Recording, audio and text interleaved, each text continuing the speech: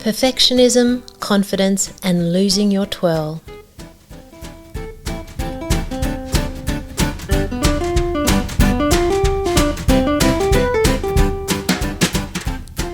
Hello everyone, welcome to Signposts for Living with Dr. Kirsten Hunter. And we have gorgeous Mia Patterson here. Hello. Hello again.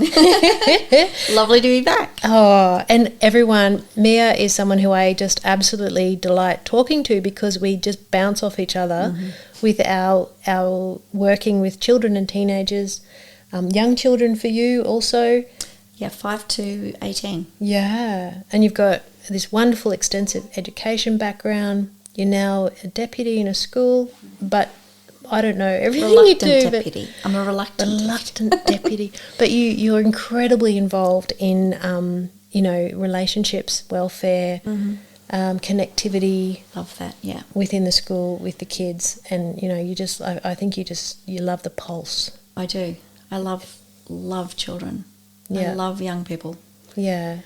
They energise me. They energise you, and they're never not challenging. No. They're just lovely to work with. Even when they're not lovely, they're lovely.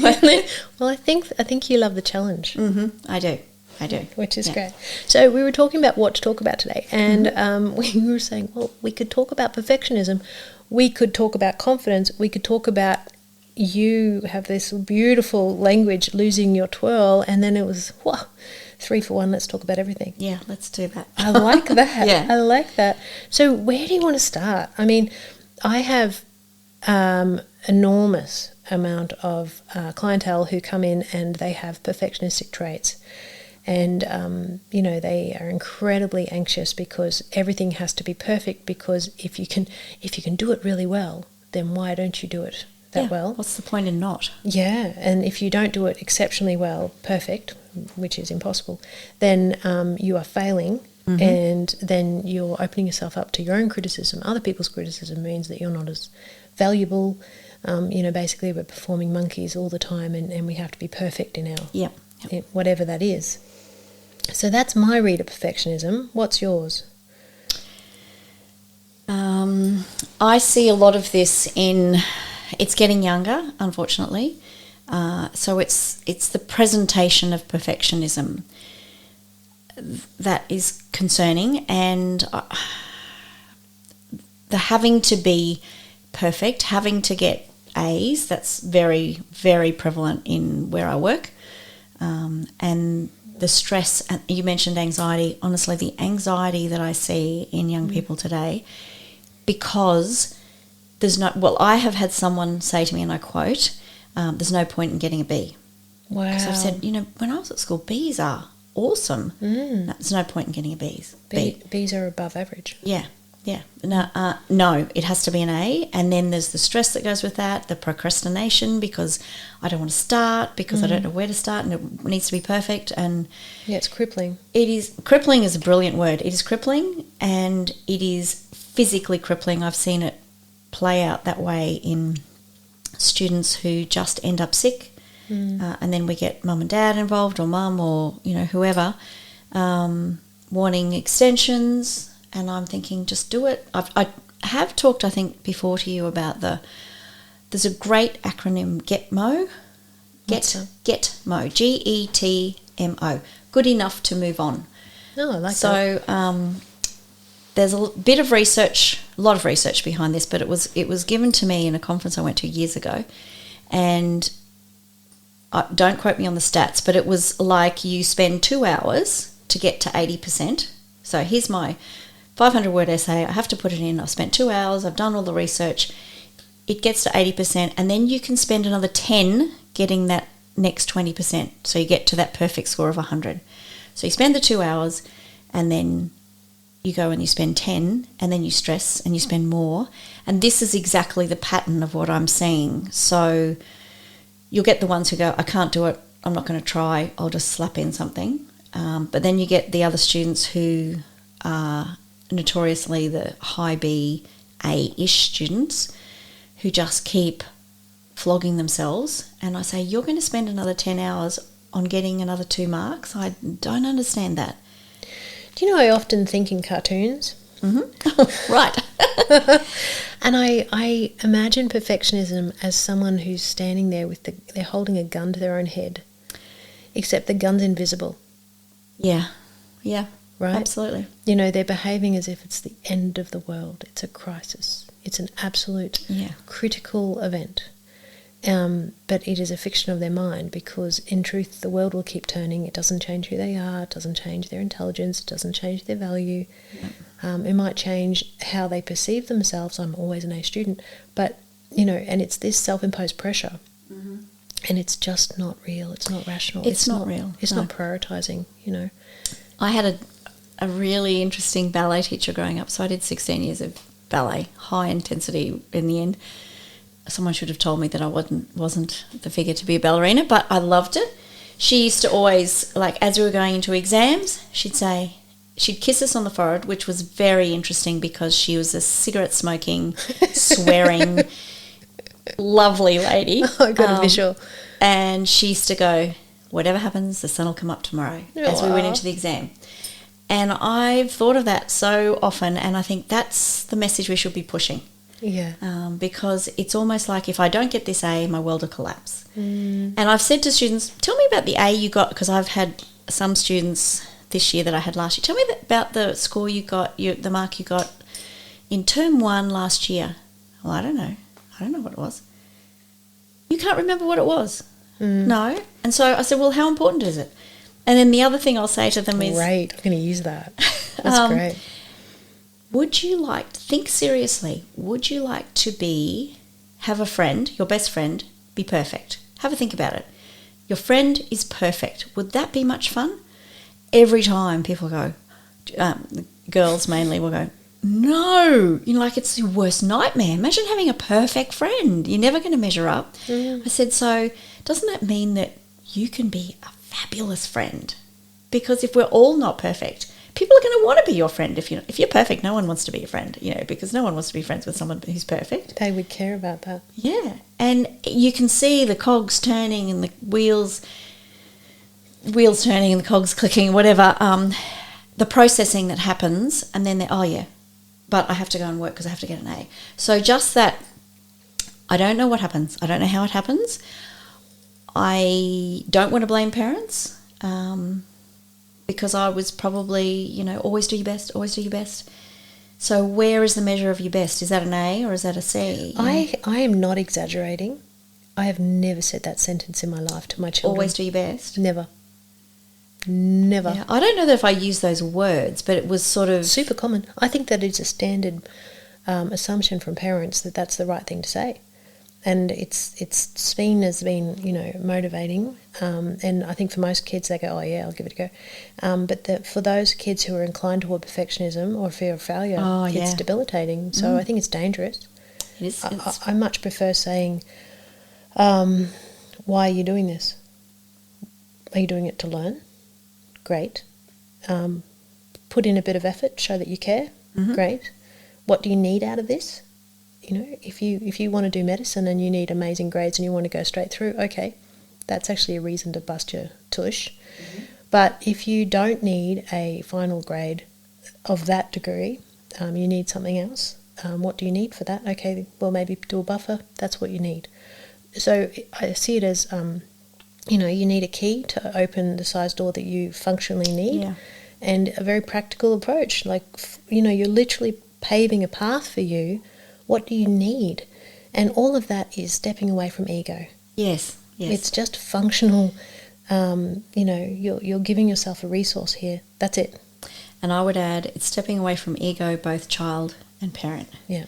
Because we see a bit of that too, that it's a reflection of my parenting if my children are not doing well, whereas really it's not. If they're happy, healthy, laughing children that can, you know, hold a conversation with anyone they meet, that's success. If they're confident. If they're confident, and that's a high thing that parents want. I wonder, we did some surveying of we not only surveyed our college community, but the general community, and said, what are you looking for in students if they're coming to work in your organisation? Confidence was huge. And we've then gone on, we've actually found 9 words that we're using, that we did a lot of surveys and narrowed it down and said this is what not only the students want, the parents want, the community wants, the outside community wants. And then we have to look at it and go, okay, well, what is each word? What does it mean? And then how do we teach these children so that when we spit them out the other end, they have these qualities? This is what we're working towards, yeah. Yeah, so confidence is, but what is confidence? Like, people say it and it rolls off their tongue, and I think, well, can you put some things behind that tell me you know what it is? I would say confidence is having an adequate level of self-belief that is more based on your strengths of character as opposed to being a performing seal.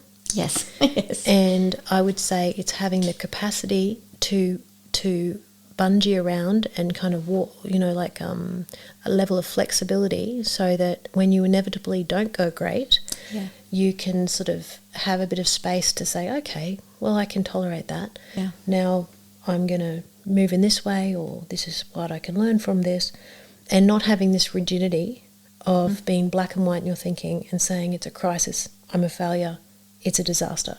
So having that adaptability and adequate positive self-talk is what I would think is confidence. Yeah, and you used an expression there, self-belief. In the reading I've done, and a lot of people would say that. I used to say it. Now I say with self-worth. And it's interesting just the turn of a word, so that if I'm speaking to students, what are you worth? What are you worth to your family? What are you worth to me? What are you worth to yourself, to your siblings, to your friends?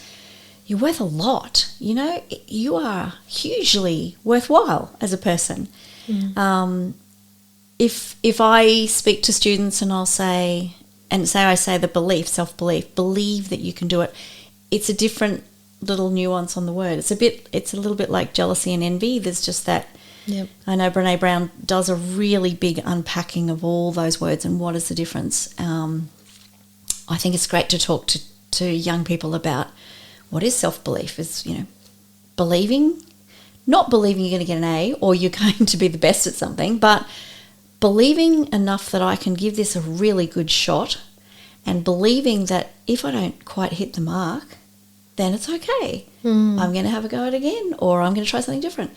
Self-worth is I am a valuable human being.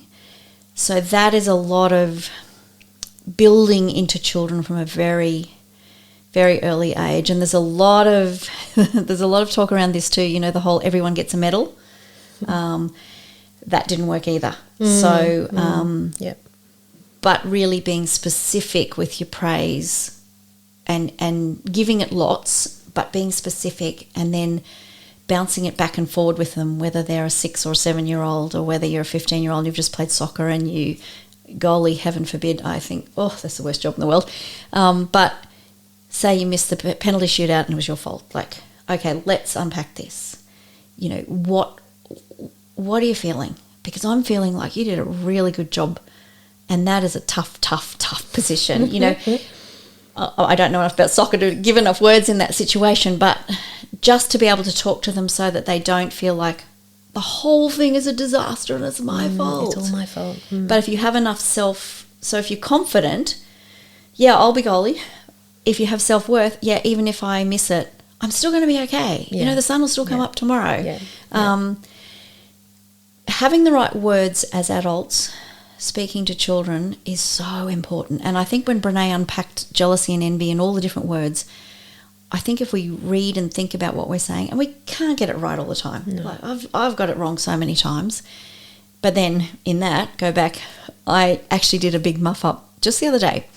I had a child who said, I'm going to be I think she wanted to be a children's pastor.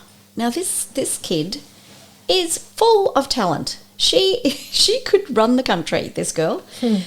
She's 15, and in my heart I went, oh, no. Really?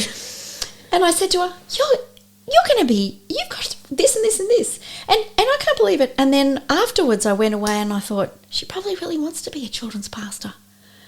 What did you do there, Mia? You shouldn't be. So I saw her in passing and I said, I need to catch you. I need to apologise to you. And she said, oh, what for? So we made this connection again, and I said, if you want to do that, you go for it. All I'm saying is there are jobs like, and I listed off a couple that I knew, choosing shows for QPAC where you fly around the world and see show, because she's very arty and very talented and the most hilarious human being, I think, that I've ever come across. All these other options. Yeah. To keep everything in mind. Don't limit yourself. Keep it in mind. But if that's what you want. Yep. But I think her self-belief and her self-worth is not matched to what she actually is. She is, and so there's a bit that needs going on there. And she's got a lot of beautiful people in her life, and she'll have it happen. But I think imagine that in another little person who didn't have all that support and belief. Yeah. We've got huge responsibility. All adults in the world out there who's listening, go out, go forth, speak to young people and listen and talk to them and tell them how valuable they are. And I think it's really challenging with parents, because I think most parents have got this parent anxiety of, getting it right. And there is such onus on it. But I think often we will repeat language that we heard growing up. Yes, and we do. we don't even know we're saying it. So I think some of the guidelines is just to be very mindful not to make any personally cutting comments to your child. Mm-hmm. Don't make any comments where you are presuming any limitations around them. Talk about enjoyment of things, talk about effort, talk about, owning the accountability and the responsibility. If you're going to put the effort in, you're going to get the outcome. If you're not, well, that's your choice, but that's not about your ability. It's not about you. So, trying to ground it in quite practical language and not any language where the child walks away and thinks, my parent doesn't think I can do this, or if I don't do this, my parent will be thinking less of me. And that's what all that language is about. Yeah, and you're right there. You mentioned getting it wrong and parents being nervous, and it's so easy to get it wrong. But I think as a parent, my children are in their 30s, and I just recently took my oldest 33-year-old on a date. Nice. Rang him, and he's a highly successful solicitor and brilliant young man. I'm so proud of him. But it occurred to me talking about this with you and just doing the stuff that I thought, I probably stuffed it a fair bit when I was raising him. Went through all these things, made a list. Really? Yeah. Had some readings for him. This is ridiculous, but trying to get it right, like you should never stop trying, and I don't think you should be wrecked when you get it wrong. So wrote a list in my diary, said I wanted to have a date, so we went to Encores and we sat and we played grown-ups. And I said, I have an agenda. And he goes, oh, yeah. He's got a great sense of humour. So his name's John. So he sat there. I said, I just have a few apologies to make. That's beautiful. So I listed off, one of them was, I really apologise that you were the oldest and I probably gave you way too much responsibility. As soon as I started, his face started to contort. Mum, I'm like, no, hear me out. And we had the most delightful day, and then I gave him a reading that I'd copied off, about looking after his mind and his body, and he's going, Mum, this is just... I said, but have you had a fun time? So it's not doing what everybody else does. It's listening with your heart and going, you know what, I think this is meeting a need, because even though he's big, he's still little, and confidence can look like confidence, but it masquerades as a lot of things. Confidence. Well, that's beautiful, isn't it? And you're right. We get lots wrong. I guess it's just working towards learning.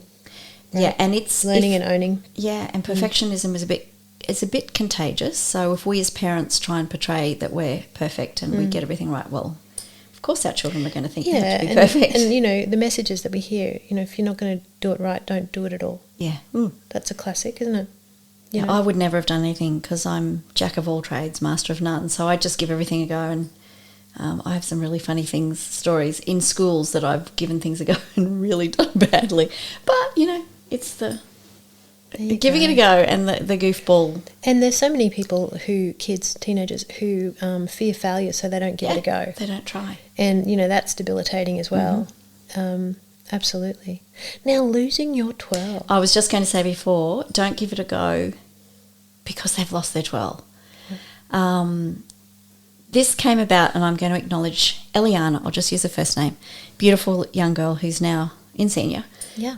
But I was fortunate enough to have her when she was in year 9, and we started talking about, so I teach dance in the high school, and it's curriculum dance, so you don't have to be a ballerina to do it. It's just moving, and that's why I love it. So I get all sorts of students in. I'll get students who do studio dance and are beautiful, and then I'll get others that have never done it but just want to give it a go. Good on them. So we sit in the first lesson, and I talk about giving things a go. And this is a subject. It's only year 9 and only year 10. In 5 years' time, it won't matter. So let's give it our best shot. And I was talking to them about how come when we're 5 and we have a pretty dress on, what do we do? And I said, stand up and show me what you do. You're 5. Show me your pretty dresses. And, of course, the first thing they did is everybody spun around. And then I sat them down and I said, okay, girls, so what happens? You know, you're 5, you love showing off, you're beautiful. Someone tells you you're beautiful and you smile and you give them this coy look. Then you get to be, and it's getting younger, but say 9 or 10, yeah, it's still pretty nice. But by the time you get 11, 12, 13, 14... You are too cool. What happens? And this beautiful girl said, we lose our twirl. And I thought that is a beautiful description. I'd love to write a book on it, actually. What happens... Society happens and the walls close. And you know those movies where the walls move in and you think, I can't react the way my heart's telling me because the societal pressures is telling me that will make me stand out. People will say, I love myself and, you know, I'm so up myself and all these things. So I have to squash that in order to fit in because I have to fit in. It is life and death if you don't fit in. What will people think? What will people think of me if I do that? And sadly, that's what people will think. Unfortunately, it's getting to be that way. Like, who does she think she is? You know, and they're so fragile; they can't tolerate that, can they? Because they're really at that stage where it's, who am I? Am I okay? Maybe I'm not okay. I'm sure I'm not okay. Do I fit in? I don't think I do. And it's all this sort of, you know, incredible growth based on profound insecurity. And so, being an outlier and standing up and, you know, just being joyful. Yeah. No, that's too much attention. And that's right. And that's where, again, grown-ups out there, it's our responsibility to... I have a beautiful skirt that I purely bought to wear to school. 3 layers. It's like the old 80s skirts.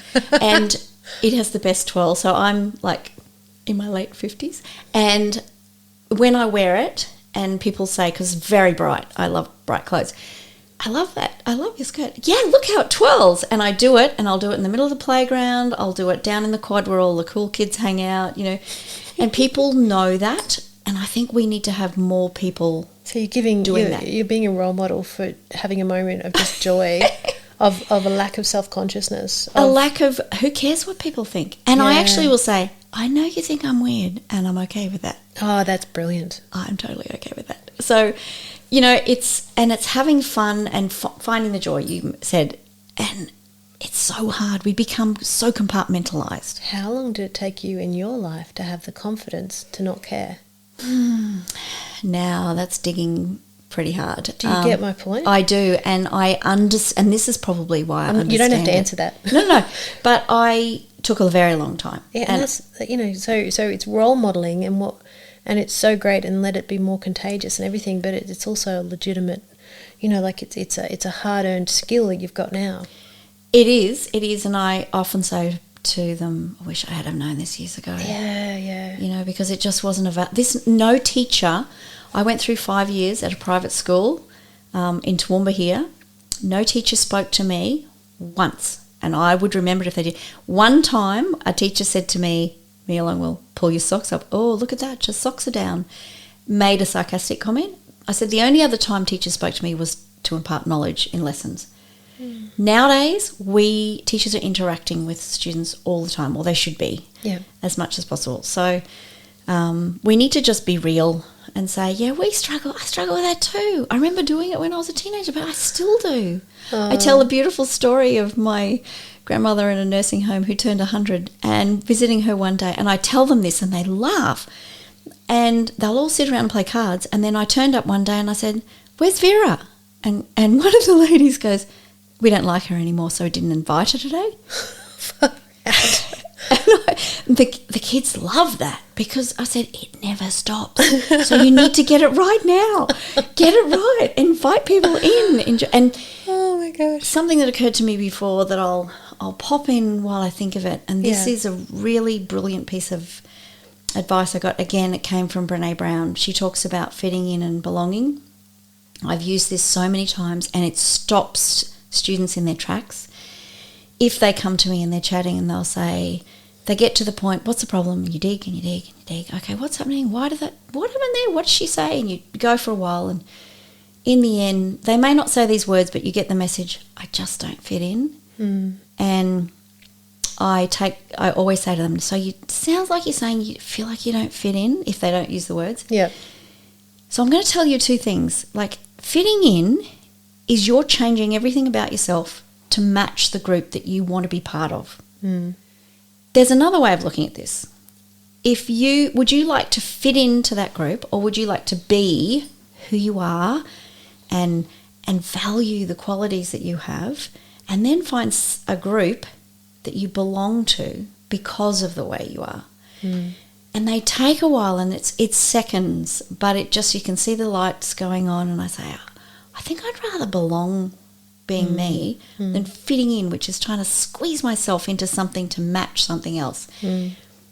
Let's go from here and see how that goes. And I just think I wish I had have heard it when I was 15. I wish I had have, because it would have changed the way I thought about the friends that I made. It has changed the way I deal with my friendships now.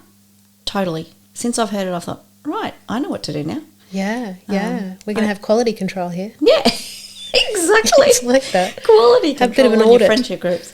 Marie Kondo, the lady who goes around the house and cleans everything up, gets rid of all the rubbish. Yeah. I did a Marie Kondo on my friends in there the last 5 years. You held it and decided if it had love for you? Yes. Yeah. I love you, but it's time to go. But in a nice way, I always talk to the girls about the dartboard of friends. So it's the very small bullseye is where you have 1 to 2 good friends that you'll have for a long time. Then the next circle is, and explain to them that everyone doesn't have to be your best friend. They fit into this dartboard. And sometimes people move from the centre out, others move from the out in. And I suppose that's what I did. You go through major life events, which students do when they're young, and we do when we're older, and you start to reevaluate and go, hang on a minute, let me think about this. Yep. It's a good way of thinking about friendships. Yeah, so. You're talking about the twirling. Yeah. I grew up when I was graduating from school in the late 90s, and that was during the grunge era.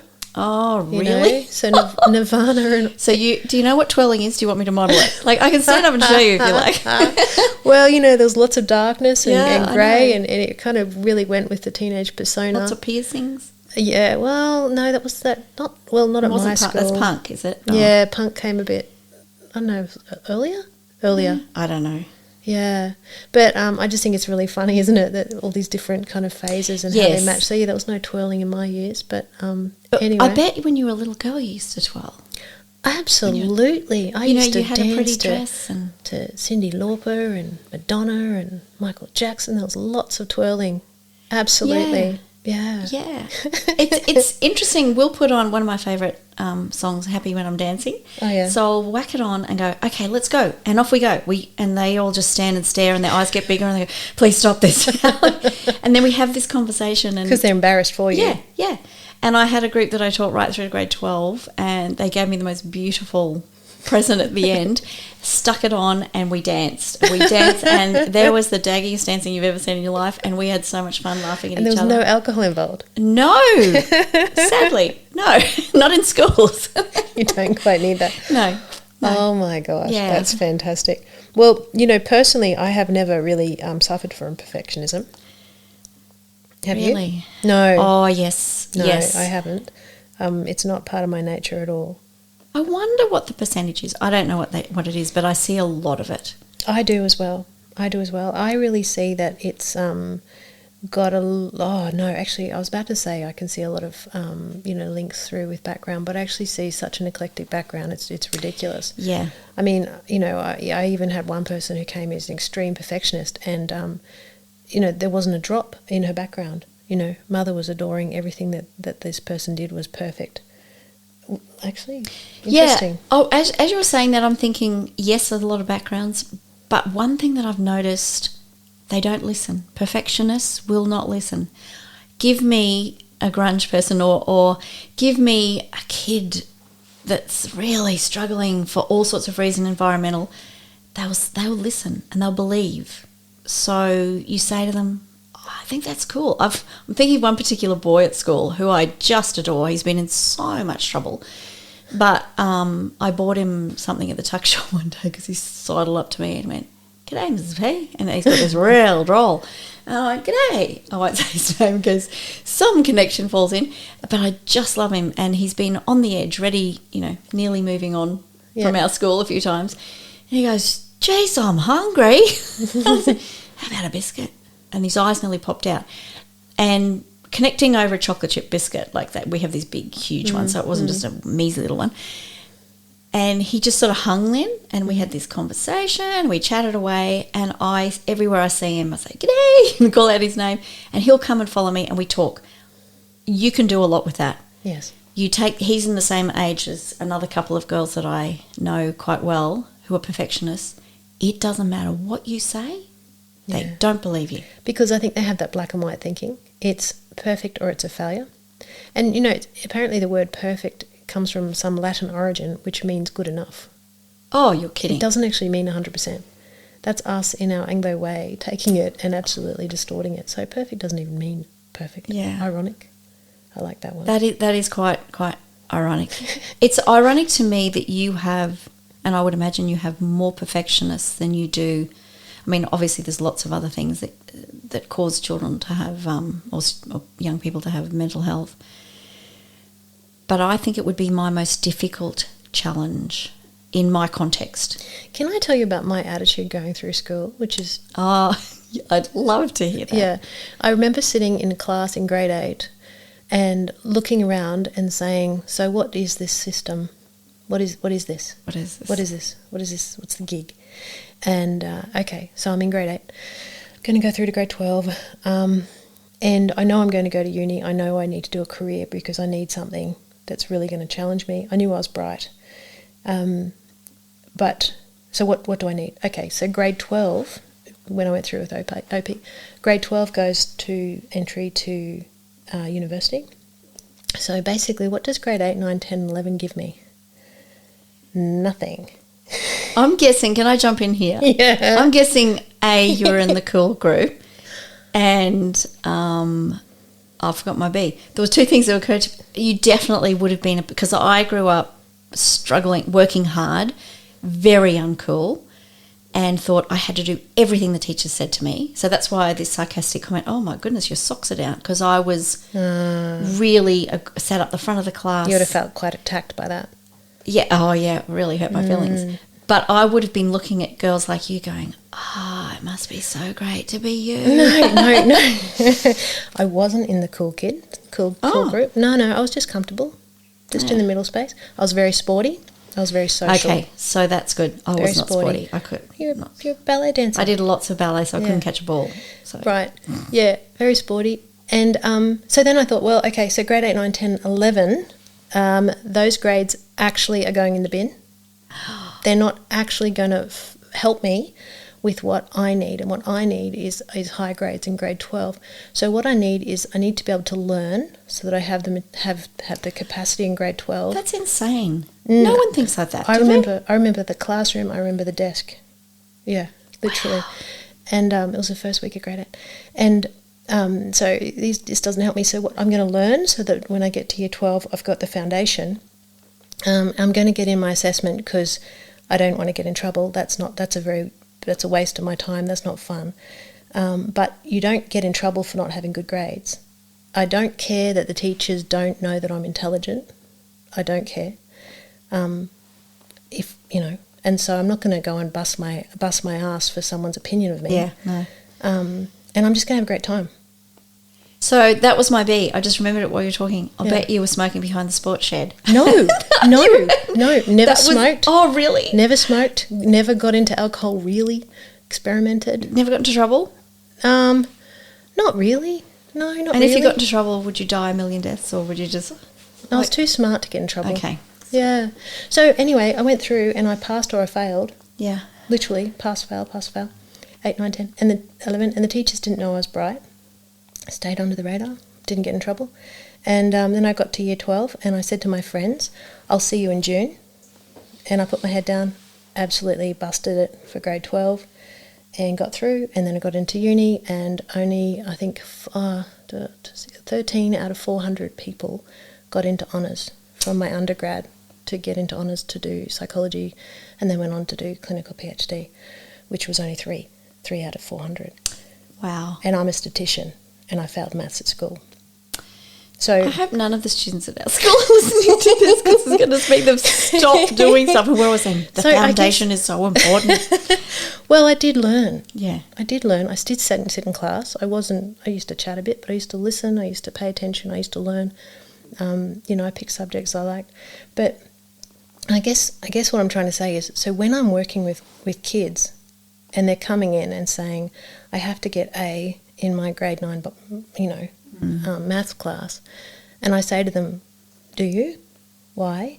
I actually mean it. I actually mean it. And I'm probably a bit peculiar, but when I say I wasn't a perfectionist, I really mean it. Yeah, I wonder if there's more nowadays. Like, are you seeing an increasing amount of it? I would guess so, but I don't know. Be interesting to find out. But when so I guess my punchline is that I often see a lot of people who are academics who are perfectionists, and I don't know if they can really help in this field because they accidentally reinforce those messages. Absolutely. And I think one strength I've got is valuing you for who you are in your core, and in how you treat people, and your academic capacity doesn't equal your intelligence. No. And hard message to get across, though. Yeah. But I guess it's a bit of a favourite one for me because it's something I can. It needs to be strongly opposite direction. Yeah, and it's one that needs to be strongly shouted from the rooftops. Yeah. Because I really think they're the most difficult students to deal with. Most rigid in their thinking. Yeah, and really hard to crack. And the fall is so high for those students. I think there should be classes in failure. The goal is to come in and fail. Yeah, and live through the experience. Yeah. Hey, what have you failed at today? How great. What have you had a go at with the knowledge that you're not going to nail it? Yeah. Just for the sake of giving it a go. Yeah. Or starting off crawling before you can walk and run. What have you failed at? Giving something a crack is such a skill to not be fearful of failure. So I think it's a really big topic, and it is. Yeah. It's a topic that parents need to get their head around too. And I know you said it's not always a match, but there's lots of things that I think parents and people can do. Things like when they're playing under-8 soccer, not to stand on the side and make lots of noise. And also when you've got a child who's always had A's, the child routinely will think, okay, that's who I am in the family. Yeah. That's what the family expects from me. Yeah. So if I don't get that, who am I? And to hear from the parent, sweetheart, you don't need to get A's. We know you're bright. Yes. It's okay not to get A's. Throw some B's in there. Throw some C's. Live on the wild side. Life will go on. And to actually hear that from the parent and hear that permission would be profound. Yeah. But I don't think that their parents say, just do your best. Yeah, and I've really changed my idea of that expression. You're absolutely right. Have you worked hard? Good. Well, then go and do it. Well, I don't even say work hard. I actually say, what do you need? Learn, open your mind, absorb, enjoy it. What do you need? I say, give it a good 70%. Well, that's the Getmo, 80-20. And then I say, when you get to senior, give it a good 90. Yeah. That's what I say. Yeah. Whatever you do, don't go at full pelt because you will burn out and it's not sustainable. And why are you doing it? Do you know, I have a child who was you, and I can tell you from the parents' perspective, it was a killer. Oh, my mother. Poor darling. Oh, honestly. She stopped going to interviews because they kept saying, we've got a funny feeling she's more capable than what she's... And my mum knew I was bright, and she used to say, oh, I'm not even going anymore. My mother quit going to parent-teacher interviews because she got abused so often. Yeah, I used to get abused. Well, I got to the stage like this child of mine said he discovered when he was anxious one day about not doing his homework that one of his mates said, what are you worried about? No one does their homework. And he went, a light bulb went off in my head in grade 8. So then he did nothing. And grade 12, I walked into his room, I remember that, and said, no more. I'm not doing any more. Go out and party, go to the movies, sit up all night watching movies. I don't care what you do. And head down, bottom up, did the same thing, and now went through uni, did really well, and is a beautiful human being. There you go. But he nearly killed me. So there's many paths. There is. Yeah. Well, darling, thank you so much for coming along. I love this topic, and it's a good one. Sadly prevalent, and so many of our little people, if they could get confidence from the inside out, not the outside in, it would be life-changing, wouldn't it? Yeah, it would. So we don't want to lose our twirl. We don't. We want to keep telling them how worthy they are of love and time and all those things. Yeah. Thank you, darling. Everyone, I am so delighted to have Mia Patterson along. It has been fun. Thank you. Absolutely. See you, darling. Bye. Oh, social media, shall we do that? Okay, everyone. I've got the look from everyone. Where's the social media? Everyone. Website, KirstenHunterAuthor.com. Facebook, Instagram and TikTok, Kirsten Hunter Author. And Twitter, Kirsten Hunter AU. Woohoo! See you, darling. See ya.